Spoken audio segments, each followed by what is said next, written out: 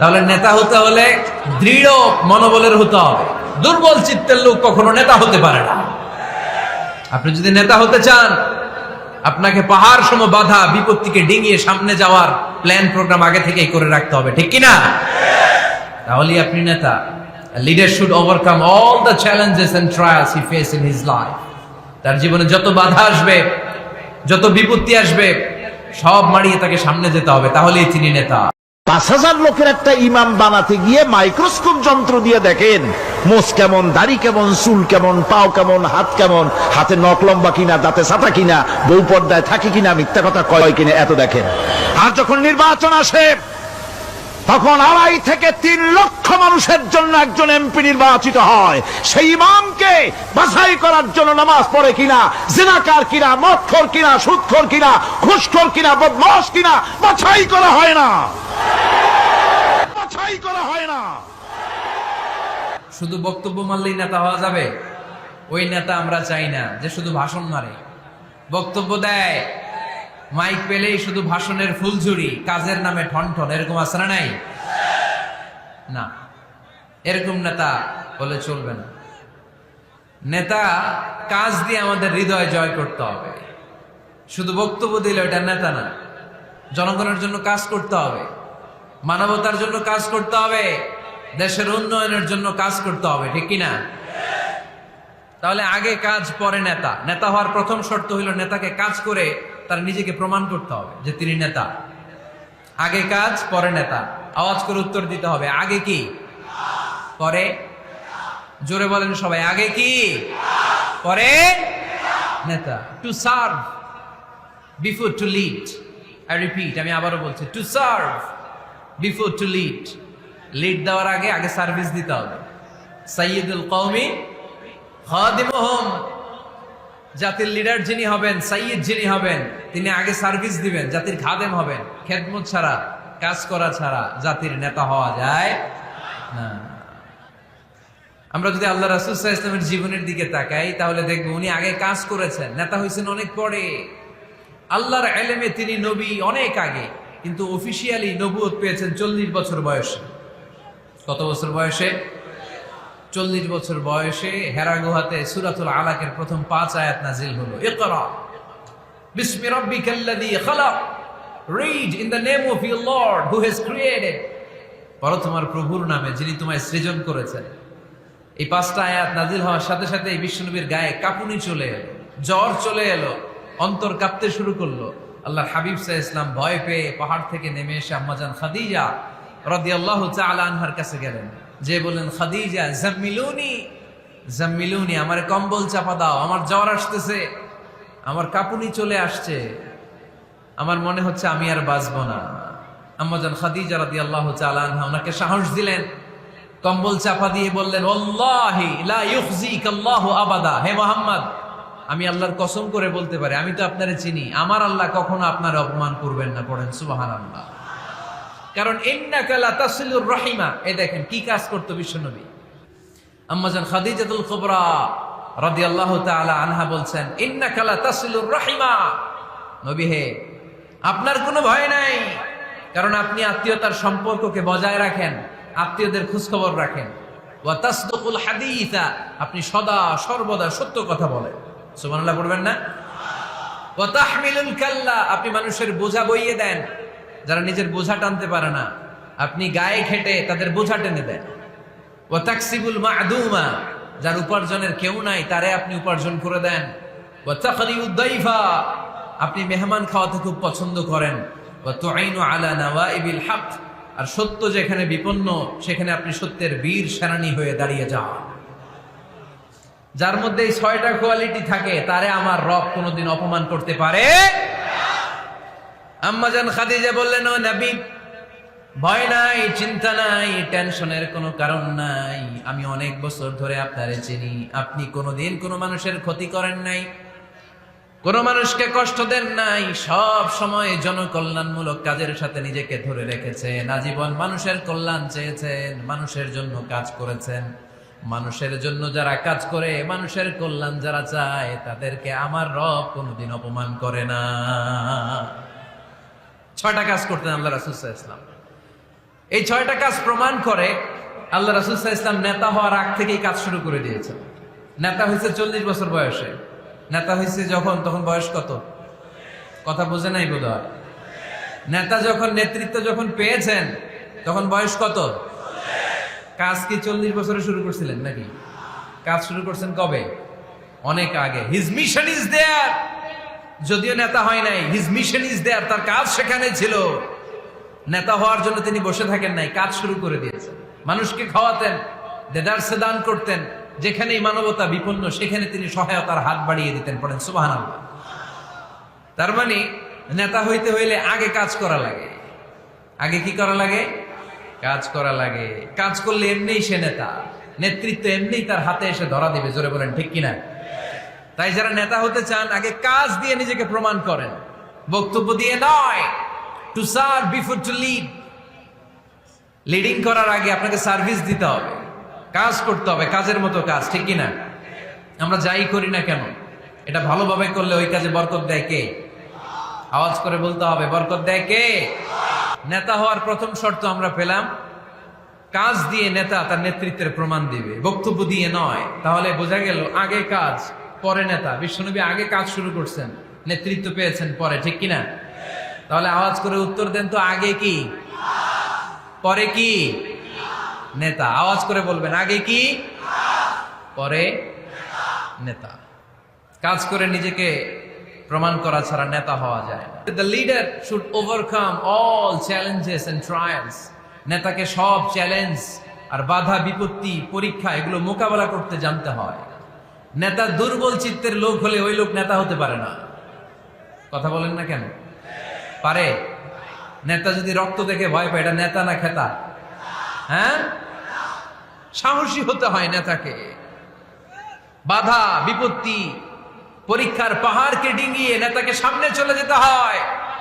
কারণ নেতা সব সময় জানে রাত্রি যত গভীর হয় অন্ধকার অমানিসা ভেদ করে সুবহে সাদিক হয়। গর্ভবতী নারীর পেটের ব্যথা যত বাড়তে থাকে নতুন মেহমান আগমনের সময় ঘনাতে থাকে। মুমিনদের জীবনে বাধা বিপত্তি পরীক্ষা যত বাড়তে থাকে মুমিনদের বিজয়ের সময় সামনে আসতে থাকে। এজন্য বাধা বিপত্তি নেতাকে নাড়াতে পারে না, কারণ নেতা অনড়। নেতা কোনো কিছুতে টলে না, নেতা অটল। সে সব ধরনের বাধা বিপত্তি চ্যালেঞ্জকে দুমড়ে মুচড়ে সামনে যায়, সেই নেতা। আওয়াজ করে বলেন ঠিক কিনা? নেতাকে পরীক্ষা দিয়ে নেতা হতে হবে। পরীক্ষা দেয়া ছাড়া নেতা হওয়া যাবে? পরীক্ষায় পাশ করলে তবেই নেতা, ঠিক কিনা? এই কোরআন আমাদেরকে তাই জানিয়েছে। সাইয়েদনা ইব্রাহিম আলাইহিস সালামকে আল্লাহ বললেন, ইব্রাহিম তোমাকে অনেকগুলো বিষয়ে আমি পরীক্ষা করব, যদি পরীক্ষায় পাশ করতে পারো তাহলে তুমি নেতা। তাহলে তুমি কি? وَإِذِ ابْتَلَى إِبْرَاهِيمَ رَبُّهُ بِكَلِمَاتٍ فَأَتَمَّهُنَّ قَالَ إِنِّي جَاعِلُكَ لِلنَّاسِ إِمَامًا। সুবহানাল্লাহ পড়ে। আল্লাহ বললেন, ইব্রাহিম অনেকগুলো বিষয় আমি তোমারে পরীক্ষা করব। সাইয়েদনা ইব্রাহিম সবগুলো পরীক্ষায় উত্তীর্ণ হলেন। ফলস্বরূপ খুশি হয়ে আল্লাহ বললেন, ইব্রাহিম আমি তোমারে গোটা বিশ্বের সবার জন্য নেতা বানাইয়া দিলাম। আল্লাহ puts Ibrahim in some trials and he successfully overcome all the trials he faced. Allah said, Ibrahim, I'm gonna make you the leader. Ibrahim 5টা পরীক্ষা নিয়েছি তোমার জীবনে, বড় বড় পরীক্ষা, অগ্নি পরীক্ষা। সবগুলো পরীক্ষায় যেহেতু তুমি গোল্ডেন A+, তোমারে আমি রেজাল্ট স্বরূপ নেতা বানাই দিলাম। সুবহানাল্লাহ কইতে বললেন না? তাহলে নেতা হতে হলে পরীক্ষায় পাশ করা লাগে। বিপদ আপদ বাধা বিপত্তিকে দুমড়ে মুচড়ে পাহাড় সম বাধাকে থোড়াই কেয়ার করে নেতা সামনে চলে যায়, তিনি আমাদের নেতা। চিল্লায় বলেন ঠিক কিনা? তাহলে দ্বিতীয় পয়েন্টের আলোকে আমরা যদি আল্লাহর হাবিব সাল্লাল্লাহু আলাইহি ওয়াসাল্লামের জীবনীটা একটু ক্রস চেক করি, একটু ডাবল চেক করি, তাহলে দেখবো যে আল্লাহ রাসূল সাল্লাল্লাহু আলাইহি ওয়াসাল্লামের জীবনী যদি আমরা পড়ি, আমরা দেখবো যে ওনার জীবনীতে, ওনার জীবনে পরীক্ষা বাধা বিপত্তি এগুলো ছিল কি ছিল না? ছিল। কম না বেশি? এমন কোন আযাব অত্যাচার জুলুম নির্যাতন নাই যেটা আমার নবী সহ্য করে নাই, ঠিক কিনা?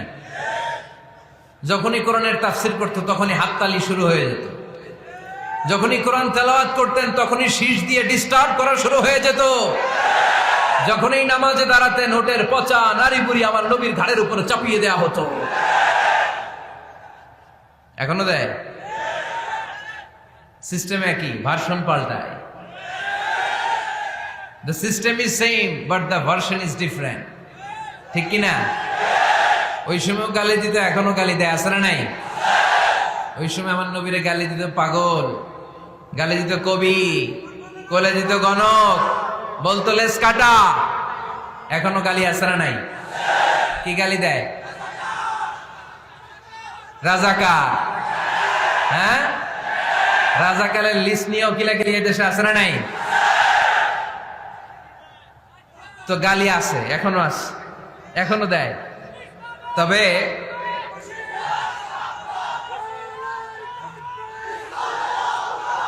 থামুন থামুন, গালি তখনও ছিল, এখনো আছে, গালির ভার্সনটা একটু ডিফারেন্ট, ঠিক কিনা? তো এই গালি শুনে কি মুমিন থমকে যাবে? থমকে যাবে মুমিন? নেতা সব বাধা বিপত্তি মাড়ি এসে সামনে যায়, তিনি নেতা। যার জ্বলন্ত প্রমাণ আমার প্রিয় নবী মক্কা থেকে 80 কিলোমিটার দূরে তায়েফের ময়দানে গেলেন জমি কেনার জন্য, তাই না? হ্যাঁ, তায়েফের ময়দানে 5 বিঘা জমি কেনার জন্য গেছিলেন আল্লাহর নবী। কি জন্য গেছিলেন? কি জন্য?